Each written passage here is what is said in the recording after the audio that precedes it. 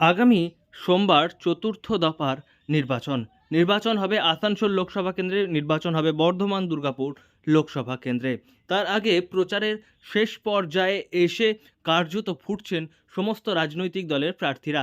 সমস্ত রাজনৈতিক দলের তরফ থেকেই ধামাকাদার প্রচার চালানো হচ্ছে।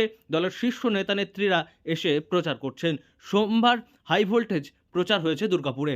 বিজেপির প্রার্থী দিলীপ ঘোষের হয়ে প্রচার করেছেন অমিত শাহ, অন্যদিকে তৃণমূল প্রার্থী কীর্তি আজাদের হয়ে প্রচার করেছেন তৃণমূল সুপ্রিমো মমতা বন্দ্যোপাধ্যায়।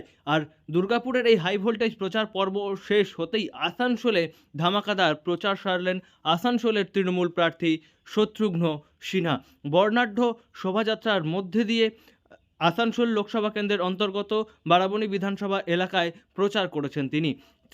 বারাবণীর আছড়া তৃণমূল কার্যালয় থেকে একটি বিশাল রোড শো শুরু করেন তৃণমূল প্রার্থী এবং সেই রোড শো গিয়ে শেষ হয় রূপনারায়ণপুরের তৃণমূল কার্যালয়ের কাছে।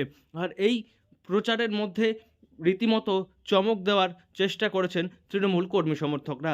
তৃণমূল প্রার্থীর প্রচারে একাধিক চমক দেখা গিয়েছে, যার মধ্যে প্রচারের অন্যতম অঙ্গ ছিল লক্ষ্মীর ভাণ্ডার। বিভিন্ন মহিলাদের হাতে লক্ষ্মীর ভাণ্ডারের কাট আউট হাতে প্রচারে অংশগ্রহণ করতে দেখা গিয়েছে। পাশাপাশি আদিবাসী সম্প্রদায়ের মহিলাদের দেখা গিয়েছে বিশেষ রূপে এই শোভাযাত্রায় অংশগ্রহণ করতে। তাছাড়াও ব্যান্ড পার্টি, গান বাজনা ইত্যাদির ব্যবস্থা করা হয়েছিল এই আসানসোল লোকসভা কেন্দ্রের তৃণমূল প্রার্থীর প্রচারে। এবং বিকেলের এই প্রচার গিয়ে শেষ হতে হতে সন্ধ্যা হয়ে যায় এবং তার মধ্যেই তৃণমূল কর্মী সমর্থকদের ব্যাপক উচ্ছ্বাস লক্ষ্য করা গিয়েছে। বিভিন্ন সাজে তৃণমূল কর্মী সমর্থকরা এদিন তৃণমূল প্রার্থী অর্থাৎ শত্রুঘ্ন সিনহার প্রচারে অংশগ্রহণ করেছিলেন এবং শত্রুঘ্ন সিনহা একটি হুড খোলা গাড়িতে চেপে এই প্রচার সেরেছেন। তৃণমূল প্রার্থীর সঙ্গে দেখা গিয়েছে আসানসোল পুর নিগমের মেয়র তথা বারাবণী বিধানসভার বিধায়ক বিধান উপাধ্যায়কে সঙ্গে নিয়েই হুড খোলা গাড়িতে চেপে শত্রুঘ্ন সিনহা প্রচার সেরেছেন।